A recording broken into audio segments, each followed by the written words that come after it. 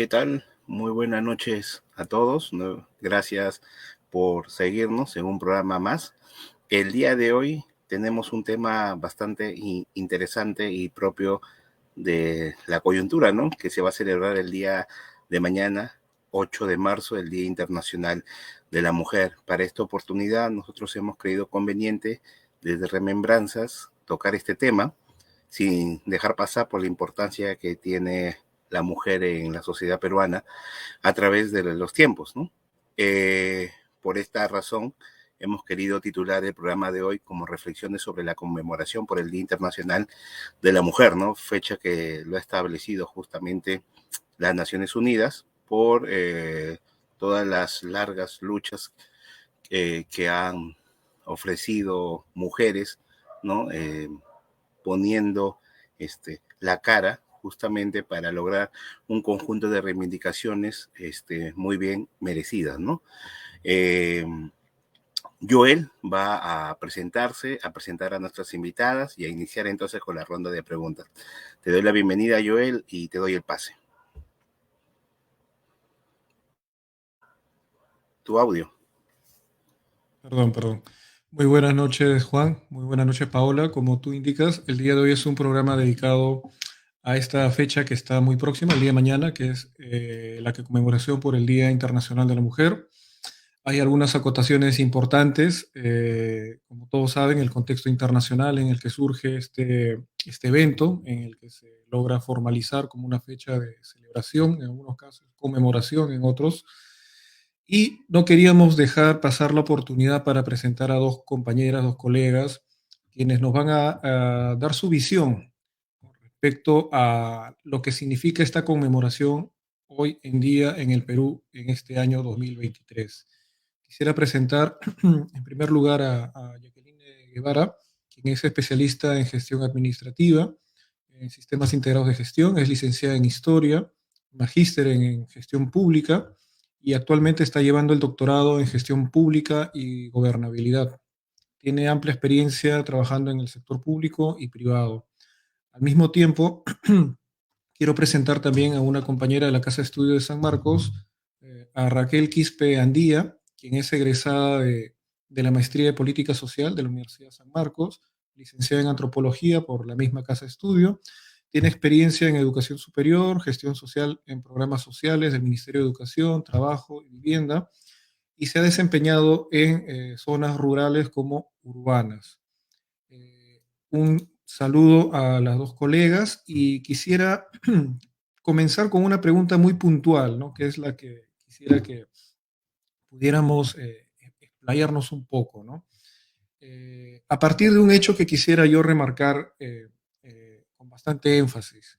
Hace poco el ministro Óscar Becerra, refiriéndose a una de las campesinas aymaras que fue golpeada con una bomba lacrimógena a menos de 1 metro de distancia hace unos días en la Plaza San Martín, prácticamente utilizó un lenguaje que podríamos pensar que hace 100 o 200 años pues, tendría algún sentido y actualmente no, ¿no? Dijo que prácticamente animalizó a esta campesina, ¿no? Y al mismo tiempo trató de denigrar un poco la imagen de las mujeres que han estado participando, ¿no? Y sobre esto, la ministra de la mujer, de poblaciones vulnerables, parece que tampoco se ha manifestado con la severidad que debería corresponder a estos hechos, ¿no? Entonces, la primera pregunta que quiero dejar abierta es, ¿qué estamos conmemorando, no? ¿O por qué conmemoramos el Día Internacional de la Mujer en esta coyuntura tan especial del año 2023 en el Perú? Quisiera comenzar con Jacqueline para luego darle el paso a Raquel. ¿Tienes el micro, Jacqueline? Gracias, Joel. Gracias, Juan. Gracias, Raquel, por la participación en este espacio que nos va a permitir reflexionar justamente sobre este día tan importante. Como tú bien has utilizado la palabra, es conmemorar. ¿Por qué conmemoramos? Porque justamente no utilizamos la palabra celebrar, ¿no? Como se ha acostumbrado también. Conmemoramos, creo, los logros alcanzados, eh, a través de la historia por la lucha por la igualdad, ¿no? Si bien es cierto, tenemos todo el movimiento que viene de Estados Unidos, ¿no? Donde empieza desde 1857 con las marchas por el tema de los sueldos, las condiciones inhumanas laborales con las cuales se enfrentaba la mujer, y que termina o que empieza en 1909 con el incendio que viene también, donde fallecen 125 mujeres. Luego tenemos en 1910, donde se pide el reconocimiento del Día Internacional de la Mujer por parte de Clara Secchi, quien pide, ¿no? Y pasa después casi 64 años para que la ONU reconozca el 8 de marzo como el Día Internacional de la Mujer. Entonces, en este día se conmemora justamente estos procesos históricos o estas luchas que han tenido las mujeres para la igualdad, por la igualdad. Pero vemos que hasta el día de hoy no hablamos de una igualdad. Acabas de mencionar un hecho que puede pasar hasta normalizado, ¿no? Ante cierto sector de estereotipar a una mujer, ¿no? Y que justamente no haya una voz de protesta de parte de justamente todos los colectivos o que falte aún más las protestas por todos los estereotipos que tienen las mujeres y más en el Perú. ¿Por qué? Porque nos enfrentamos a un racismo, ¿no? En el cual es el día a día. Entonces, y más un racismo hacia la mujer andina. Es muy importante, y a la mujer en general, ¿no? Pero justamente el estereotipo de la mujer andina viene, y es lamentable los comentarios justamente que tuvo el ministro, sí lo vi, lo escuché. Falta todavía aún mucho por hacer, ¿no? En estos días es importante reflexionar sobre todo lo que falta por hacer. Muchas gracias, Jacqueline. Te cedo el micrófono, Raquel, para que puedas dar tu comentario, tu opinión. Sí. Buenas noches, Jacqueline, Juan, Joel. Primero, gracias por la invitación y bueno, es muy interesante, ¿no? Reflexionar sobre este día, como lo decía la compañera, el tema de la conmemoración, ¿no? Es un poco recordar toda la lucha que ha tenido la mujer a lo largo de la historia por conquistar derechos sencillos que a veces podemos nosotros en nuestra época actual gozar como algo tan simple como ir a la escuela, ¿no? Asistir a la escuela, poder votar, inclusive hasta poder usar ciertas prendas de vestir, ¿no? El derecho a poder trabajar, a poder tener un sueldo, ¿no? A poder ser escuchados, ¿no? Creo que la importancia de conmemorar este año es recordar que todos esos derechos de los que gozamos actualmente las mujeres, ¿no? Se vienen de todo un proceso histórico, de un proceso de lucha, lamentablemente de muerte, de manifestaciones, ¿no? De un proceso bastante complicado que han tenido que luchar otras mujeres para que hoy en día podamos nosotros tener esos derechos que todavía estamos en un proceso de hacer valer, ¿no? Esos derechos que ya han sido alcanzados, que ya han sido conquistados, ¿no? Que se nos ha reconocido inclusive, ¿no? Como un día, ¿no? La ONU reconoce el Día Internacional de la Mujer, ¿no? Y se celebra y se conmemora y de diferentes ángulos, ¿no? Pero realmente, en la actualidad, no todas las mujeres gozan de esos derechos, ¿no? Es una realidad bastante distinta en países del primer mundo, en países latinoamericanos, en el mismo Perú, ¿no? En la capital y en las zonas rurales, no gozan de los mismos derechos. Y eso yo creo que da para otras preguntas más que se van a ir desarrollando a lo largo de esta sesión, ¿no? Para poder explayarnos un poco más sobre qué es lo que está sucediendo en estos momentos, cómo están las mujeres ejerciendo sus derechos, qué nos falta todavía, ¿no? Y cuáles serían tal vez los retos más importantes a los que tenemos que enfrentarnos, ¿no? Y las futuras generaciones también. Muchas gracias. No, muchísimas gracias a ustedes, Jacqueline y Raquel, por estar participando y compartiendo con nosotros. Tenemos también otra pregunta, ¿no? Como ustedes dos saben, pues nosotros con Joel somos compañeros de carpeta en San Marcos y hemos sido formados en historia, ¿no? O sea, como historiadores. La pregunta va más o menos por ahí, ¿no? Tanto Jacqueline como Raquel han estado hablando de los motivos y las razones por la cual se conmemora justamente, ¿no? Y esto debido a luchas, ¿no? Si uno revisa la historia, se da cuenta de que muchas mujeres entregaron su vida y su libertad justamente para poder conseguir varias reivindicaciones como derechos fundamentales, justamente como personas sujetos de derecho. Varias fueron víctimas de encarcelamiento, represión, para poder hacer un parangón un poco con lo que está sucediendo ahora, ¿no? Y justamente la comparación que hizo Joel en su intervención. Según ustedes, entonces, ¿qué rol es el que ha asumido la mujer, ¿no? En la historia del Perú? Decimos esto porque hemos celebrado 200 años de República Bicentenaria, pero escuchamos infelices declaraciones de nuestras autoridades políticas, ¿no? Que, digamos, como bien indica Joel y que también pues lo comparto, parecieran de que vivieran en periodo de la historia donde no hay ningún avance republicano y de todo lo que ustedes han mencionado en su primera intervención. ¿Cuál es el rol, ¿no? Que ha cumplido pues la mujer en la historia del Perú, ¿no? Así bastante concreto. No sé si Jacqueline, ¿no? ¿Podrías iniciar tú, por favor? Sí, claro. Justamente a tu pregunta me lleva a reflexionar que la historiografía a lo largo de la historia realmente le ha dado un rol protagónico a la mujer.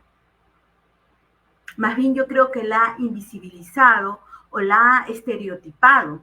¿Por qué? Porque la ha estereotipado como la hija de, la esposa abnegada de, la hija del conquistador, la amante de. Entonces, el protagonismo en sí, ¿de qué? ¿No? Entonces, esta reflexión tenemos que justamente estos espacios, como los que tenemos, nos ayuda a reflexionar sobre que debemos justamente ver el rol realmente protagónico. Perú antiguo, ¿qué tenemos? La mujer como sacerdotisa en el aspecto religioso, administrativo, como gobernante. Tenemos incluso como las deidades, la Pachamama referida a la mujer, ¿no? La deidad de la luna. O sea, tenemos que reflexionar que en estas sociedades Perú antiguo hablábamos de una dualidad, tanto, ¿no? Mujer, hombre, el género, para poder tener esta cosmovisión que se tenía en el mundo antiguo, para luego pasar a la época colonial, donde tenemos a mujeres que cuestionaban las reglas y que han sido invisibilizadas. Te lo digo por mi materia de investigación, que justamente va en las mujeres negras esclavas de 1750 y la lucha por la libertad, que ellas mismas ejercieron, como a través de los mecanismos legales que le daba el propio Estado español, ¿no? Entonces, a pesar de que también estas mujeres estaban como estereotipadas, el objeto sexual, ¿no? O servidumbre. O sea, estas mujeres cuestionaron, se atrevieron a utilizar armas legales para obtener su libertad. Y luego, en la independencia, mujeres que se enrolaron justamente en el ejército, para luego pasar a la guerra con Chile, a las Rabonas, y para las mujeres contemporáneas, que son lideresas sociales. O sea, vemos que no solamente tenemos que tener este rol asumido por la historiografía, por la historia que nos da, acompañante, esposa, no, sino como actor social que ha ejercido también a lo largo de la historia este rol, ¿no? Es importante reflexionar sobre eso. Justamente la palabra rol protagónico, ¿no? Y que nosotros con estos espacios, con las investigaciones que hacen las jóvenes historiadoras, creo que nos hacen ver que sí, hay un rol protagónico y no el rol que le quiere dar la historiografía tradicional a la mujer. Muchísimas gracias, Jacqueline. Interesante esa reflexión sobre contar la historia, ¿no? Del papel protagónico y en algunos casos transgresor, justamente para mejorar las condiciones interesante, muchísimas gracias. Lo mismo para ti, estimada Raquel, ¿no? La misma pregunta, ¿no? O sea, ¿cuál es el rol protagónico que ha tenido pues, la mujer a través de la historia, ¿no? Sí, claro. Bueno, como decía Jacqueline, ¿no? Lamentablemente se ha invisibilizado ese rol que ha tenido y se ha tenido una participación importante a lo largo de la historia del Perú. Si vemos en cuanto a la resistencia indígena, ¿no? Participaron dentro de lo que fue la resistencia en Vilcabamba a inicios de la conquista española, pero no hay un reconocimiento, ¿no? de ellos, ¿no? Solo se reconocen a los hijos de Manco Inca como los incas rebeldes, ¿no? Pero a las esposas de ellos que participaron también en este proceso no se les reconoce, ni siquiera se les menciona inclusive, ¿no? Igual también durante el proceso de las rebeliones indígenas, ¿no? Tal vez hay algunos reconocimientos, salvo algunos reconocimientos como Micaela Bastidas, María Parra Bellido, ¿no? Durante la República, ¿no? Durante la colonia, algunas acompañantes de líderes, ¿no? que han participado, pero que han sido tomadas, como decía mi compañera, ¿no? como la esposa de la amante, ¿no? El caso de Rosa Campuzano, el caso de la pareja de Simón Bolívar, se me fue el nombre, Manuela Sáenz, ¿no? Que también, en cuanto a las estrategias que tomaban estos libertadores, participaron activamente, pero no se les dio ese papel porque, bueno, lamentablemente eran, pues, no las parejas, ni siquiera la esposa, sino la amante, y ya se relegaba a ese papel, no dado a la cuestión, pues, social y de etiquetar y discriminatorias y ese tipo, ¿no? de relaciones. Y lamentablemente ese es el papel al que se le ha relegado, ¿no? Y no se le ha reconocido durante los primeros años de República también, ¿no?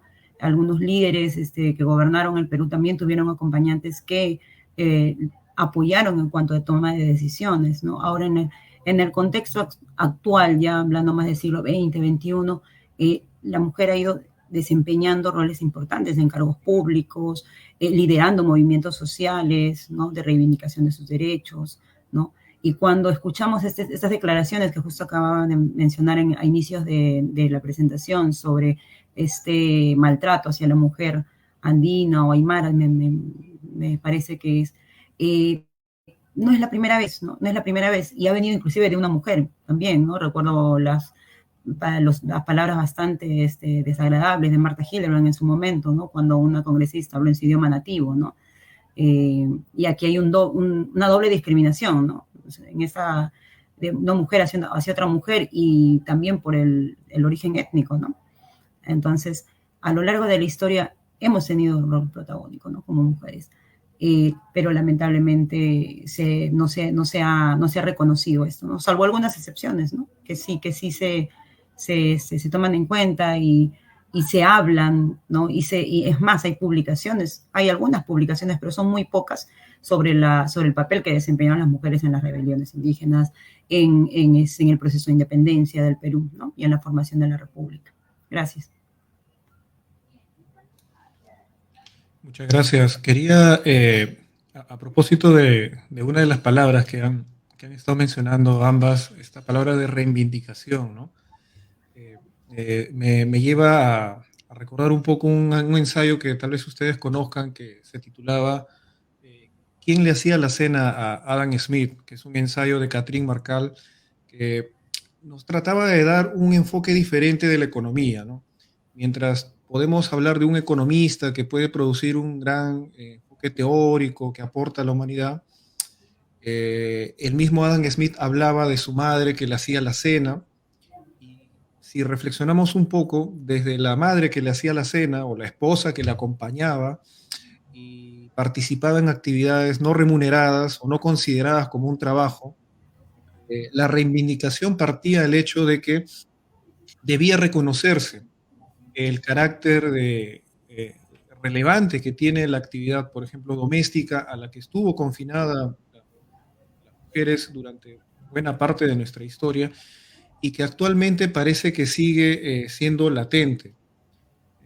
Quisiera hacerles esta pregunta bien puntual, si es que ustedes consideran que alguna de sus reivindicaciones personales, profesionales, laborales, políticas, han tenido algún contacto con las reivindicaciones que ustedes han visto en la historia peruana reciente, ¿no?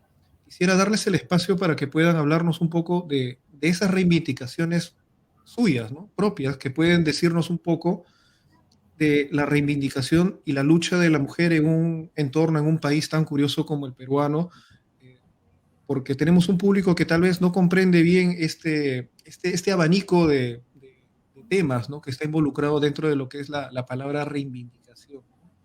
Te cedo el micrófono, Jacqueline, para que puedas comenzar. Sí, es muy importante justamente ver el tema de reivindicación. A lo largo de la historia, justamente es importante reflexionar sobre eso. Eh, Quiero tomar para esto una encuesta que vi de Ipsos, un estudio del 2019, donde dice que en el Perú tenemos más de 8.5 millones de mujeres, de población femenina, digamos, ¿no? De los cuales tenemos un sector de 18 a 70 años. 78% de estas mujeres son gestoras de sus hogares. Para luego tenemos un 76% que son madres, un 68% que trabaja fuera del hogar. ¿Y qué valoran estas mujeres? ¿Qué anhelan, digamos, ¿no? Anhelan tener una vivienda propia, una independencia económica, tener trabajo y una carrera profesional y justamente tener un emprendimiento o un negocio, ¿no? Estos anhelos me llevan a ver que a lo largo o que a la fecha tenemos una palabra clave: independencia. Una reivindicación que tenemos a lo largo de la historia es la independencia sobre nosotras mismas, ¿no? A poder decidir, a poder expresar, ¿no?, lo que uno pensaba. Y esta palabra es permanente. Si vemos por ejemplo, me baso en la Lima 1750, independencia de las propias mujeres para poder decidir, porque el padre la metía en un convento, a la esclava, pues como te digo, era asumida como un objeto sexual, pero buscaba su libertad.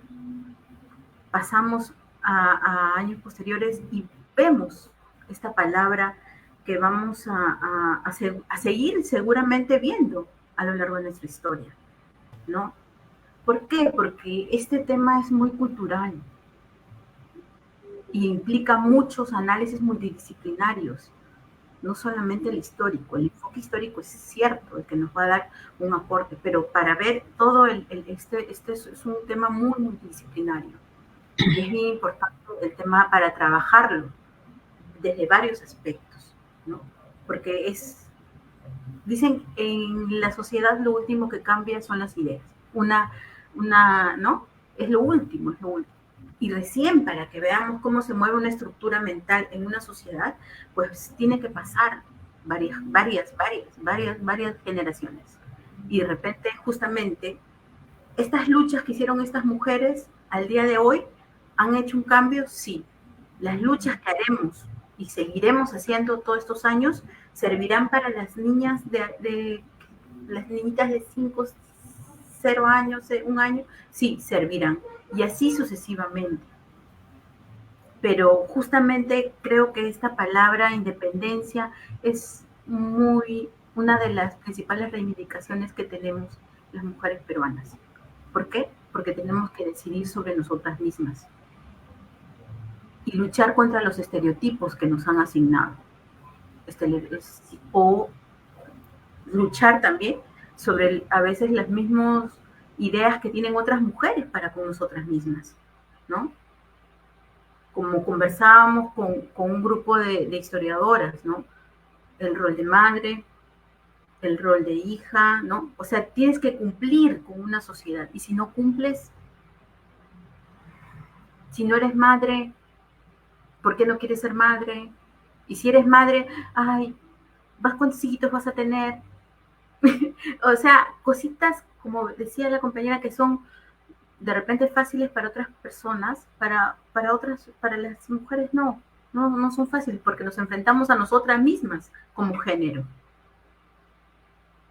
Entonces, eso es bien importante de abordar, de reflexionar y de justamente llamar a que nosotras mismas rompamos con ciertos estereotipos. Gracias. Muchas gracias, Jacqueline. Te cedo el micro, Raquel. Bien, sí, completando un poco lo que había dicho al inicio, ¿no? Creo que reivindicar en el sentido de hacer que se cumpla estos derechos que se han conquistado, ¿no? Porque a veces no en todos los espacios se puede cumplir ello, ¿no? Y a veces las mismas instituciones del Estado son las que no te permiten, ¿no? No es el mismo trato que se da, por ejemplo, en las zonas urbanas como en Lima y en las zonas alejadas, rurales, no hay el mismo acceso, ¿no? Las mismas oportunidades para las mujeres, ¿no? Inclusive vemos que, por ejemplo, en la capital se centra mucho el tema de empoderamiento de la mujer, ¿no? Pero está orientado totalmente distinto en otras zonas del país, ¿no? Yo he tenido la oportunidad de trabajar con algunas ONGs y algunos programas sociales orientados hacia el supuesto empoderamiento de la mujer, ¿no? Pero no tienen una orientación amplia, ¿no? Que no solo sea el componente de que conozcan sus derechos y de que conquisten cierta independencia económica, que es lo que muchas buscan, ¿no? Lamentablemente el enfoque no brinda esa igualdad de oportunidades, no brinda el gozar de nuestros derechos plenos, ¿no? Hace poco en un focus group que hice con algunas mujeres que hablábamos justo preparándonos para esto de reflexionar un poco sobre el tema de la mujer en la actualidad, ¿no? Muchas me decían, es increíble ver que aún en los hospitales, cuando una mujer que ya ha tenido 3, 4 hijos solicita una ligadura, por ejemplo, le dicen, tu esposo tiene que estar de acuerdo, tiene que firmar. Y eso no es cierto, ¿no? Eso no es cierto. Porque la autorización de la mujer es sobre sí misma porque es una operación para sí misma, ¿no? Y basta con uno autorizarlo y se puede realizar. Lo digo por experiencia propia, yo lo hice y en ningún momento me dijeron eso. Pero vemos que el trato también va de acuerdo a cómo ven a la mujer, ¿no? Ven una mujer un poco más humilde y dicen, no se puede, no hay acceso, o necesitas tal cosa, ¿no? Cuando van a denunciar algún hecho de violencia, ¿no? Pero te han golpeado, no se te nota, ¿no? Entonces, ese luchar contra todavía los estereotipos, las estigmatizaciones, el creer que nos están haciendo un favor al dejarnos ejercer nuestros derechos, ¿no? Que ya están reconocidos en la Constitución, están reconocidos a nivel internacional, yo creo que pasa por ese lado la reivindicación, ¿no? Ejercer nuestros derechos y entre mujeres apoyarnos para que sea de igual forma para todas, ¿no? Y dejar de atacarnos entre nosotras, ¿no? Porque a veces inclusive los mismos movimientos feministas entre sí se atacan, ¿no? En vez de unir fuerzas y hacer un frente común, porque tenemos una sola lucha, ¿no?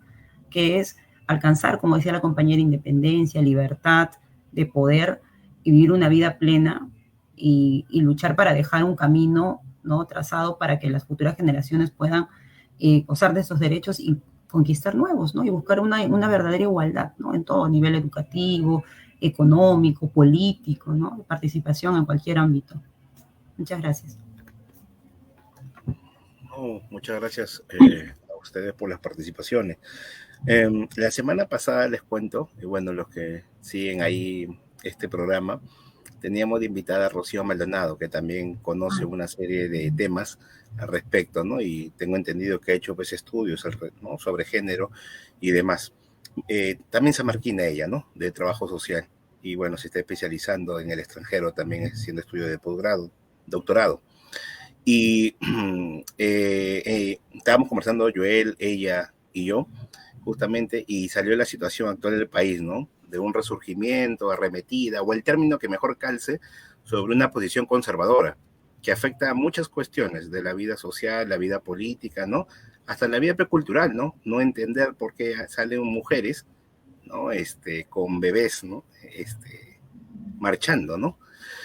Y entonces, mencionábamos justamente de esta tendencia conservadora, pues, ¿no? Que impide modernizar a la sociedad peruana, ¿no? Si es que tenemos taras y podemos reconocer e ir más allá de ese velo de ignorancia, poder reconocer de que no podemos conseguir desigualdad si no hay un proceso de democratización, porque si toda lucha va a derivar en el reconocimiento y en el uso o ejercicio pleno de los derechos de los distintos actores sociales, el día de hoy, ¿no? El tema de interés que es de la mujer, es importante reconocer y por qué no hacer una crítica justamente a toda esta arremetida conservadora, ¿no? Que afecta en sí el rol de la mujer.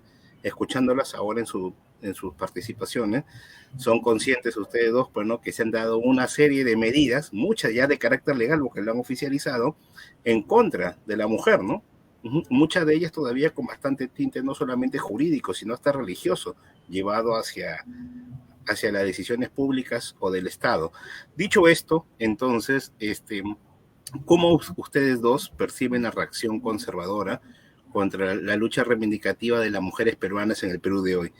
Y sí, hay pues una violencia explícita y o simbólica al respecto, ¿no? No sé, Jacqueline, ¿podrías empezar tú, por favor? Sí, una posición conservadora y a veces también los extremos, ¿no? Los extremos son los que nos hacen daño. A todo tipo de extremo es el que nos hace daño como sociedad. Ahora, esto implica que justamente volvamos a tocar un tema, se estereotipa a la mujer. Entonces, a partir de eso es que justamente salen las posiciones, ¿no? O sea, no puedes decidir sobre tu cuerpo, no puedes tomar una libre decisión si quieres tener un hijo o no. Y que esto implique todo una campaña por parte de sociedades religiosas, ¿no? Que cuestionen la decisión cuando la decisión debería ser libre. Y no solamente para las mujeres, sino también para los hombres, ¿no? Entonces, vemos que aquí, mientras que no tengamos un tema de decisión sobre algunas cuestiones puntuales, pues es importante, ¿no? Un punto que has tocado y que es cómo el Estado puede transgredir nuestros derechos. Y quiero centrarme en un tema puntual.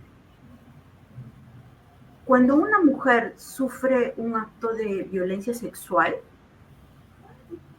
ya se ha normalizado según una norma técnica, según otra norma en el salud o en el Ministerio de Salud, donde se le ofrece un kit de emergencia, ¿no? Este kit de emergencia se le da para evitar un embarazo no deseado. No se entrega. O sea, eso ya simplemente hecho visualiza justamente que a pesar que existe una ley, no se cumple. ¿Y cuánto daño le haces a una niña de 13 o 10 años teniendo un embarazo no deseado? Escuché unas declaraciones de los congresistas sobre justamente el proyecto de las niñas madres, ¿no? Decir, ¿qué niñas, qué daño se les hace si van a traer nuevos seres al mundo? Acabamos de ver un caso nada más de una criatura de 10 años, ¿no? Que falleció o que fue violada. ¿Y se pudo evitar? Sí, se pudo evitar. Pero si el Estado, que es representado en este caso por el sector salud, no cumple con una norma que ha sido dictada, ¿cómo podemos hablar de respeto hacia las mujeres? ¿Cómo podemos hablar de que es esto un tema importante? Es un tema que sí me cuestiono todos los días, que siempre pienso cómo se puede mejorar, que siempre pienso cómo hacer algo para aportar en la solución. El Perú ha sido llevado a la Corte Interamericana de Derechos Humanos justamente por no respetar, por no entregar un kit de emergencia. Tenemos el caso de la niña Camila, ¿no? Que justamente fue víctima de violencia por parte de su padre. o sea, fue una primera, digamos, una primera transgresión que tuvo, para luego ser vulnerada nuevamente por el Estado. Esta niña fue cuestionada porque tenía 13 años y no quería ser madre. No, pero en el establecimiento de salud, no, tienes que ser madre. No le dieron el kit de emergencia, no le permitieron el aborto terapéutico. La niña sufrió un aborto espontáneo, fue cuestionada. El fiscal, el Poder Judicial indagó, o sea, qué falta de empatía, qué falta por parte del Estado para revictimizar cuántas veces a una víctima de violencia sexual.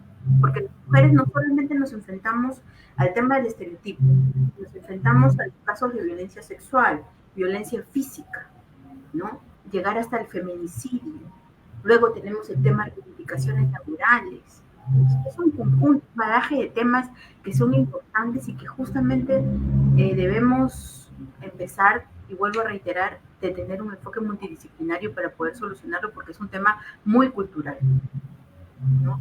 Es un tema estructural, y las estructuras tenemos que darle este enfoque multidisciplinario para poder llegar a unas primeras, digamos, aportes para la solución.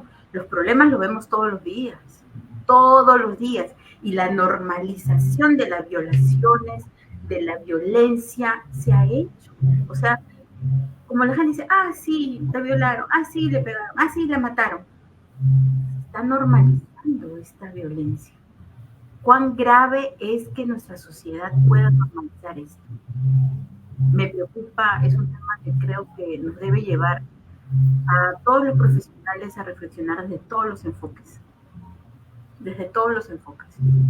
médico, psicológico, cultural, social, porque tenemos que como país buscar una solución a esto. Hace 2, 3 años que falleció la chica quemada. Luego la niña que también fue descuartizada. O sea, son casos que realmente son atroces, pero se están normalizando. Y eso es lo peor en que podemos caer como sociedad. Creo que es un tema bien delicado, o sea, que tenemos que afrontarlo, tenemos que hablarlo, porque es la mejor manera de buscar una solución, ¿no? A veces escucho cuando dicen, no, pero es importante que se vea, que hay, las niñas tienen que buscar ser madres, ¿no? Sí, es importante, pero no puedes obligar a una persona a hacer algo que no quiere. Eso ya transgrede de por sí un derecho fundamental de la persona.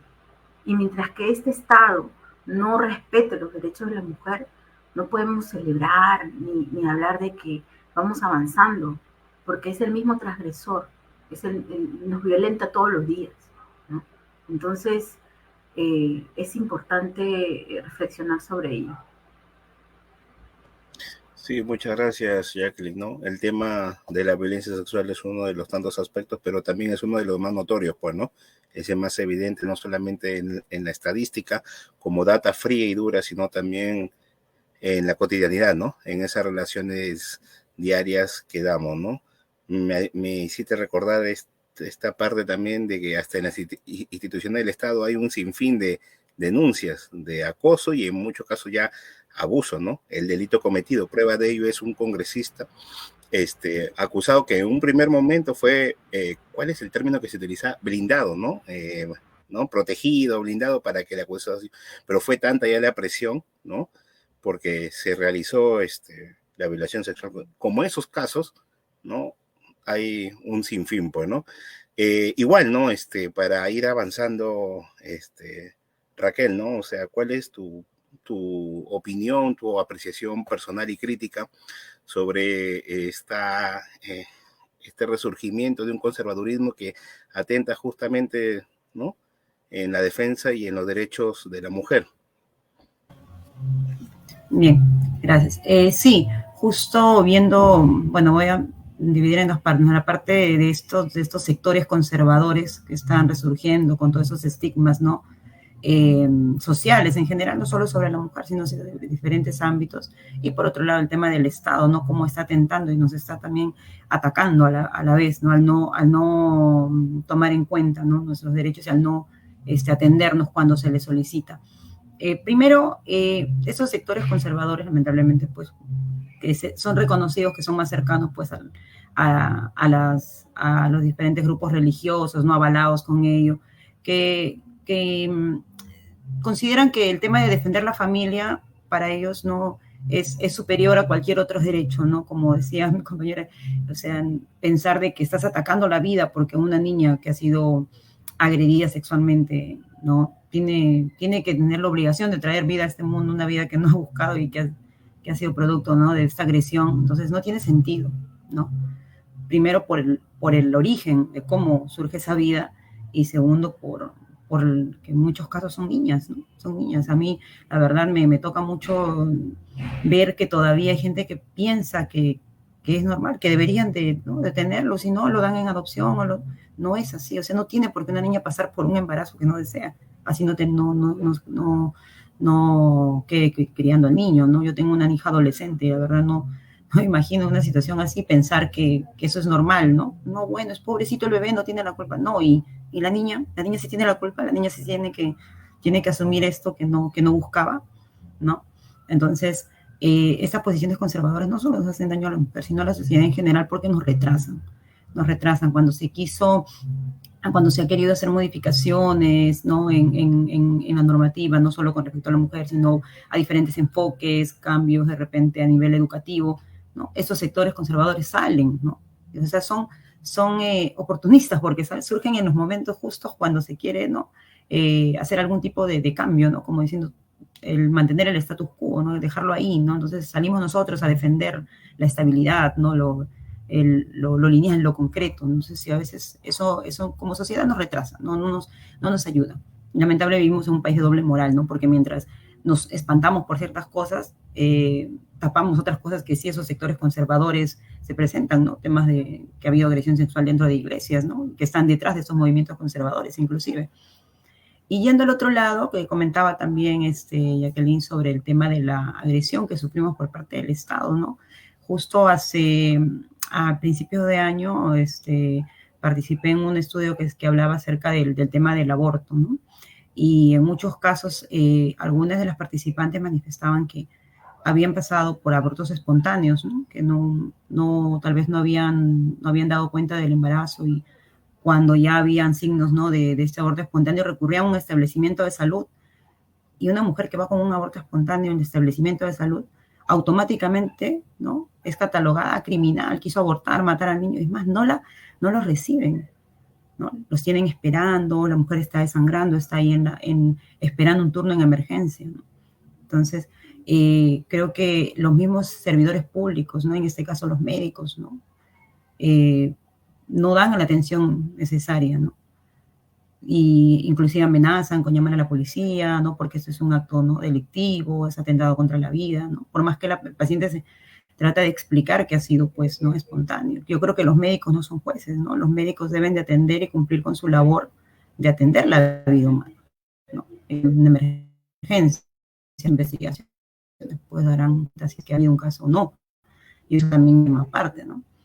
En el caso de la agresión, ¿no? De la violencia contra la mujer, como les digo, una mujer va y presenta una denuncia y creo que el servidor público, en este caso en la comisaría, es su labor, ¿no? Recibir la denuncia, tomar el testimonio, hacer la indagatoria, citar a la parte involucrada, ¿no? Y no ponerse de juez a decir si la mujer merecía o no merecía que lo golpeen. Que es increíble que hasta nuestros días estemos escuchando que el policía diga, pero ¿qué le has hecho a tu esposo? De repente le has sido infiel, de repente no le has cocinado, o sea, como que tratando de culpabilizar más bien a la víctima, ¿no? Y a veces en muchos casos ni siquiera les reciben la denuncia, ¿no? Le dicen, no, eso no te va a creer, las disuaden de presentar la denuncia, ¿no? Vas a ir al médico legista y ese golpecito mañana ya no se va a notar y no te van a hacer caso, ¿no? Entonces va a quedar en nada y te vas a ganar en más problemas con tu esposo. O sea, no lo hagas, ¿para qué? Y a veces convencen a la mujer y no lo hacen, ¿no? Entonces vemos que no, los mismos servidores públicos son los que no nos no hacen valer este derecho que tenemos a presentar una denuncia, una atención médica, sea cual sea la situación por la que estemos yendo, ¿no? Nos hace ver que estamos siendo nuevamente atacadas, ¿no? El tema del feminicidio es otro tema bastante amplio, aparte eh, que cada vez vemos que es más atroz, ¿no? Descuartizamientos, las queman, las desaparecen, las entierran, ¿no? En una maleta, o sea, ya parece de verdad película de terror, no parece que fuera real cuando vemos este tipo de noticias, este tipo de actos, ¿no? El tema de la agresión sexual es otro, ¿no? Inclusive muchas veces las redes sociales son muy, muy crueles con respecto a eso, e inclusive la gente, ¿no? Eh, actúa de juez de las personas que son víctimas, ¿no? Eso cuando, me acuerdo que hace un tiempo sucedió con una jovencita, creo, y un grupo de amigos, supuestamente, ¿no? La violaron en grupo y se trataba de justificar. El mismo abogado decía, no, es que la chica tenía una vida así o le gustaba salir a fiestas, o sea, justificar, ¿no? O sea, cuando la mujer es agredida, violentada, ¿no? Física o sexual o psicológicamente, se busca justificar la agresión, ¿no? Justificar como que es culpable de la misma agresión. Entonces, es un tema que nos da para trabajar bastante todavía. Nos falta como sociedad, ¿no? Asumir ese reto de luchar contra contra estas normalizaciones que se están haciendo, ¿no? de la agresión hacia la mujer.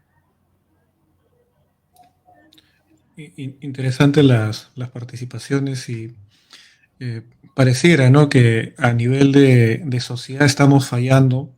Hay indicadores de esta falla, ¿no? Por ejemplo, en el caso de, creo que sí se hizo público, era bien conocido el caso de un jugador de fútbol, que es Jordi Reina, que había sido acusado de violación y de asesinato de una adolescente también, que no tenía ni siquiera 18 años, ¿no? Y al momento se generó obviamente un escándalo mediático, pero ahora lo vemos jugando fútbol como si el delito no hubiera ocurrido, como si nadie hubiera muerto, ¿no? Hay una falla a nivel de las fibras sociales que nos permiten reaccionar moralmente y de manera correcta, ¿no? Y en el Estado, como ustedes indican, ¿no?, los funcionarios públicos, los servidores del Estado, la gente que trabaja en el Estado, ¿no?, son los que también están fallando y mañana son los que más van a celebrar porque son todos los ministerios, todas las entidades públicas tienen sus actividades, pues, en los auditorios, pues, con la comidita y toda la actividad que se suele hacer, a pesar de que hay fallas que se están detectando y que parece que se está normalizando este defecto, ¿no?, del funcionamiento del Estado. Entonces uno diría, si es que la sociedad en sus fibras sociales falla, nuestra cultura, el Estado también falla, la burocracia, algún lugar habrá que ir para poder refugiarnos, tal vez la dimensión política, ¿no? Y aquí quería plantearles un caso muy puntual. Como ustedes saben, el año pasado, en el mes de julio, el Congreso tiene que hacer una nueva elección de su mesa directiva. Eh, Cuando tenía que cambiarse la mesa, surgió una candidatura, que es la de Chabelita, ¿no? Isabel Cortés. Y que lejos de generar pues debates como deberían corresponder políticos y dentro del tono orgánico y ¿no?, político que tienen las organizaciones, ¿no?, en el Congreso, lo que inmediatamente se percibió fue un tono de burla de muchos congresistas, ¿no?, que operaban sobre la estigmatización que tenían sobre Isabel Cortés y remarcaban el carácter de que una mujer como ella en política no tiene nada que hacer o no tenía ningún tipo de futuro, ¿no? Incluso un par de congresistas dijeron que la dejen postular porque igual no va a ganar y al final de cuentas es solamente un intento fallido, ¿no?, de los grupos de izquierda, ¿no? Y a propósito de eso, yo conversé con algunas personas, ¿no? O sea, si de verdad el ser mujer en política tiene algún asidero, se podría decir, si es un terreno fértil. Y me sorprendió bastante el testimonio de algunas personas que ya hablando de algunas organizaciones de izquierda, frente a la capacidad de liderazgo de muchas mujeres en las mismas organizaciones de izquierda que promovían o tratan de reivindicar el papel de la mujer, primaba un machismo todavía bien conectado con nuestra tradición conservadora peruana, ¿no?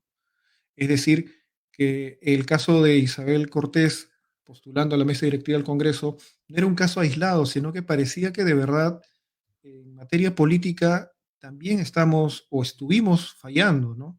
Y sobre ese tema yo quisiera que ustedes puedan de repente opinar un poco o si tienen alguna experiencia de si al fallar el sistema, perdón, la cultura, ¿no? Al fallar el Estado, la dimensión política es un escenario real de reivindicación de la mujer, de la participación, ¿no?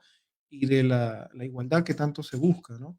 En este caso quisiera invertir un poco el orden de las intervenciones. Quisiera darte el micrófono primero a ti, Raquel. Por favor, tienes el micro. Bien, gracias. Sí, bueno, para un pequeño paréntesis para comentar lo que justo estabas mencionando sobre Isabel, ¿no? De verdad, lamentablemente vemos que en nuestro Parlamento el debate político, la verdad, ya ha sido dejado de lado, ¿no? Porque ya no hay un nivel de debate político, no hay ofensas, burlas, pifias, ¿no? Insultos directos, sarcasmo, se atacan a temas personales, ¿no? Pero no exponen verdaderamente ideas, ¿no? Y es lamentable que se denigre, ¿no? La participación de Isabel por considerar, ¿no? Me imagino que por considerarla que es de la clase trabajadora, tal vez decir no tiene alguna preparación, pero lamentablemente vemos que muchos de nuestros actuales congresistas que se dicen doctores, licenciados, ni siquiera ostentan ese cargo, ¿no? Ese título, porque muchos de ellos tienen títulos que no son originales, ¿no? Algunos se hace, el Congreso pasado, me recuerdo que salió una investigación que algunos congresistas ni siquiera habían terminado la secundaria, ¿no? Pero se hacían de títulos de doctores, ¿no? Entonces, a veces, estos mismos sectores que se dicen ser letrados, ¿no? Estudiados, son los que denigran a aquellos como congresistas que logran un escaño, ¿no? Y que son de la clase, pues, trabajadora o sindicalista, ¿no? Y no desmerece, ¿no? La labor política que puedan realizar. Ahora, si bien, como mencionamos anteriormente, el Estado nos está fallando, las instituciones del Estado, los funcionarios, ¿no? La misma sociedad, ¿no? Tenemos que luchar contra la misma sociedad para poder ejercer nuestros derechos. Sí, lo que nos queda es eso, el terreno político, ¿no? Para poder luchar por esos derechos, porque es donde se puede hacer el cambio, ¿no? Queramos o no, nos guste o no, la labor parlamentaria es importante, que haya participación de mujeres que verdaderamente busquen un cambio a nivel de leyes que permitan defender esos derechos conquistados, ¿no? Y ampliar más aquello, ¿no? Que verdaderamente luchen por eso, ¿no? Porque hemos visto que a veces por ser mujer no tampoco vamos a defender todas las mujeres, nos apoyamos. No es así, ¿no? Vemos congresistas que verdaderamente nos han defraudado, ¿no? Que han estado ahí solo por un sueldo o para leyes, ¿no? Para las empresas de sus familiares, ¿no? O simplemente, la verdad, han pasado inclusive desapercibidas, ¿no? Y claro ejemplo, Luciana León, ¿no? Por ejemplo, por citar uno nada más, ¿no? Entonces, creo que tenemos una gran oportunidad en el terreno político. Dado que con este tema, porque algunos partidos, pues, con este tema de la cuota de género, ¿no? Se ven obligados a darnos un espacio a veces, ¿no? Para también lavar su imagen, ¿no? Y pintarse de igualdad, ¿no? Entonces tenemos que aprovechar ese espacio, ¿no? Las mujeres tenemos que aprovechar ese espacio y de verdad considero que el mayor reto en este campo político es que incursionen mujeres que verdaderamente quieran un cambio, que verdaderamente quieran participar en política, sabiendo que la lucha es dura, es constante, es larga, ¿no? Y que tienen que preparar el terreno para que ese trabajo siga creciendo, ¿no? Siga dando frutos, ¿no? Lamentablemente hasta el momento no hemos visto cambios en los últimos congresos que hemos tenido, ¿no? Lamentablemente vemos, ¿no? Solo enfrentamientos, pero no hay un debate verdadero de que se toque un tema al menos, ¿no? En toda su amplitud, ¿no? Y que se debata la importancia, ¿no? de cambios estructurales, ¿no? En el Estado. La verdad no se ve. Entonces el reto está en prepararnos para poder lograr, ¿no? Hacer esos cambios reales. Gracias, Raquel. Jacqueline, el micro es tuyo. Sí, es importante que reflexionemos sobre un tema que justo mencionó mi compañera, que es el hecho, no voy a apoyar a otra mujer por simplemente el hecho de ser mujer, ¿no? Debemos, o sea, sacarnos esa idea también justamente para poder aportar. En el campo político creo que nos falta aún mucho porque lamentablemente las personas que actualmente llamamos políticos, sean hombres o mujeres, no han demostrado esta capacidad política e intelectual que debe tener la persona que está sentado o que nos representa, que ha sido elegido por cierto sector de la sociedad para justamente defendernos, ¿no? Entonces, me atrevería a decir que actualmente tenemos mucha gente que es oportunista, ¿no? Sea hombre o mujer, que aprovecha, que saca el beneficio, ¿no? De esto, pero no hay una lucha clara por la transformación. Y para ello me atrevo a hablar de una revolución educativa, para justamente abarcar lo político, ¿no? La educación. La revolución educativa es lo que nos va a llevar a cambiar las estructuras de esta sociedad. Y justamente el enfoque de género, que lamentablemente las autoridades están retrocediendo, ¿no? En los avances que se habían tenido, esta gente que es puesta por esta clase conservadora del país, no permite el avance y no entiende que este enfoque de género no va por saber que si tú te sientes una cosa u otra, no, sino por brindar un enfoque educativo que lleve tanto a nuestros jóvenes, a nuestros niños, a pensar, a replantear, ¿no? Y que nos va a permitir ver un cambio estructural de acá a unos 20 o 50 años, lamentablemente, ¿no? Como vuelvo a decir, lo que hacemos hoy en día va a beneficiar a las futuras generaciones, sí, pero creo que apostemos por una revolución educativa para que en el plano político tengamos gente realmente preparada para los cargos. No vayamos a la payasada, ¿no?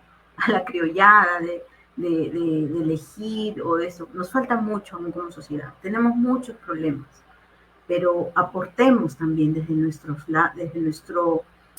nuestro pequeño puesto en nuestro trabajo, en el día a día, en nuestra familia, pero yo apuesto por una revolución educativa para justamente aportar en lo político, porque aún nos falta un montón. Tenemos lideresas sociales que están en cada casa, empezando por una casa, para luego salir a una comunidad, para luego transformar de repente un pequeño comedor popular, el vaso de leche, o sea, tenemos mucho material en cuanto a formación de mujeres que vienen y que conocen la realidad, la realidad peruana, la realidad que tiene que enfrentarse el día a día, ¿no? Entonces, formar realmente a cuadros políticos que nos puedan representar es lo que falta, ¿no? Lamentablemente, podemos hablar de políticos actualmente, ¿no? Como decía, me deja mucho que desear, no me siento representada, ni por un hombre ni por una mujer, mucho menos. No por el hecho de ser mujer tengo que darle mi confianza total, no. Esa idea también tenemos que cambiarla para poder avanzar, para poder pensar en una sociedad mejor, que es creo el ideal de toda nación, ¿no? En este caso, la nación peruana que está en construcción hasta el día de hoy, ¿no? Entonces, como vuelvo a recalcar, es un problema estructural que tiene muchas aristas para poder tocarlo, pero apostaría para esto por una revolución cultural. Muchísimas gracias. Bueno, estamos ya en la última parte porque como se habrán dado cuenta, pues el tiempo nos ha quedado justo.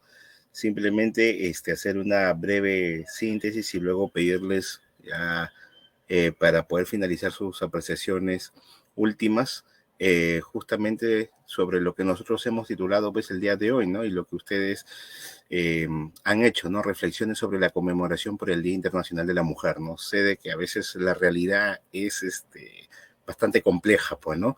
Y a veces nos enrostra lo poco que hemos avanzado o tal vez lo mucho que hayamos retrocedido, ¿no? Porque también es un aspecto bastante importante, ¿no? Porque a veces suceden varias coyunturas de que nos hacen retroceder, ¿no? Y justamente con sus participaciones hemos podido develar de que todavía, como bien decía Jacqueline y también Raquel, queda bastante camino por recorrer todavía para consolidar justamente una sociedad igualitaria, ¿no? Dicho esto, pues, quisiera pedirle, ¿no? Bueno, primero a Raquel y luego a Jacqueline, sus apreciaciones finales para todas y todos que nos están escuchando justamente por el Día Internacional de la Mujer y bueno, desde ya pues agradecerle a ambas su participación, ¿no? Estamos bastante satisfechos, bastante contentos, bastante sustancioso todas sus participaciones en la ronda de preguntas que le hemos hecho Joel y yo, ¿no?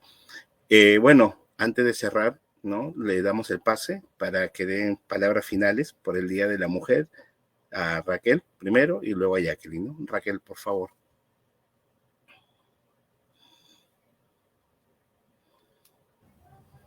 Sí. Bueno, yo creo que para cerrar, creo que podría mencionar que tenemos un gran reto, ¿no? Y el gran reto que tenemos hacia adelante es encontrar la forma de formar un frente común, ¿no? De olvidarnos de esas divergencias que hay entre las mismas mujeres, ¿no? Que se atacan constantemente, entre grupos, colectivos, que buscamos la misma reivindicación, buscamos lo mismo, ¿no? Entonces, es difícil, ¿no? Es difícil lograr esa unión, porque he visto en diferentes espacios que he participado que algunos consideran que tienen las cosas más claras con respecto a los derechos de la mujer o un enfoque distinto o luchan por aspectos diferentes sobre los derechos de la mujer. Yo creo que el gran reto al que nos enfrentamos es eso, ¿no? Tratar de unir dentro de esa diversidad, ¿no? Que tenemos las mujeres de opinión, de buscar diferentes aspectos de nuestros derechos, diferentes aspectos de nuestro desarrollo, ¿no? Encontrar esos puntos clave para poder unirnos, para poder hacer un frente común y poder luchar en conjunto, ¿no? Porque de lo contrario, de manera dispersa, no vamos a lograrlo, ¿no?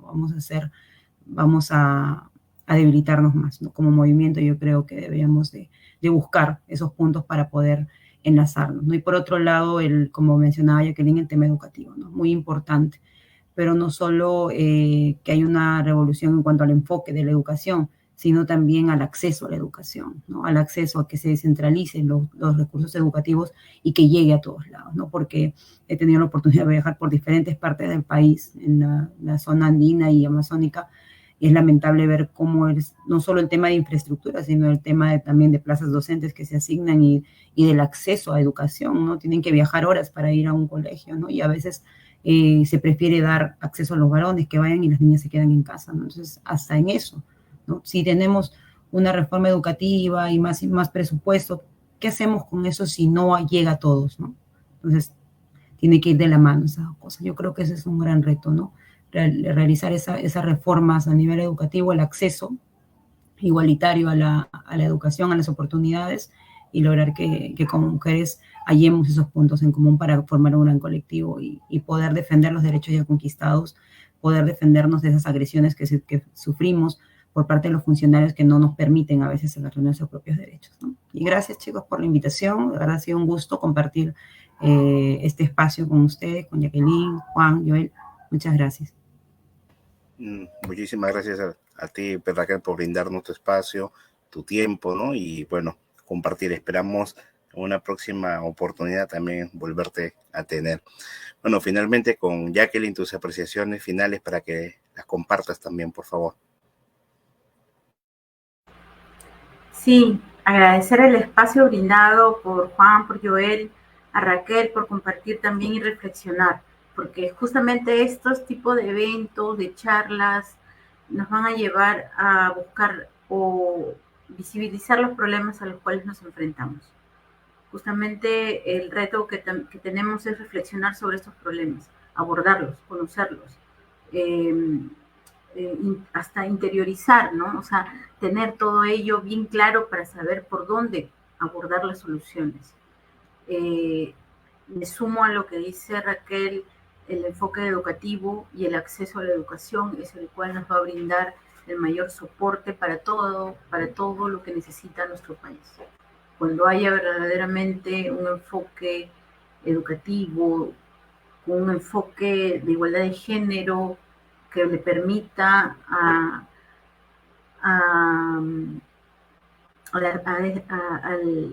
tanto a los varones como a las mujeres, ¿no? Respetarnos, es lo principal, lo básico, que el Estado nos respete, ¿no? Que el Estado respete a los hombres y mujeres es lo más importante que podemos encontrar, y el reto que tenemos las mujeres también, que respeten nuestras decisiones sobre nosotras. Eso es un reto bien importante. Felicitarlos, agradecerles el espacio nuevamente.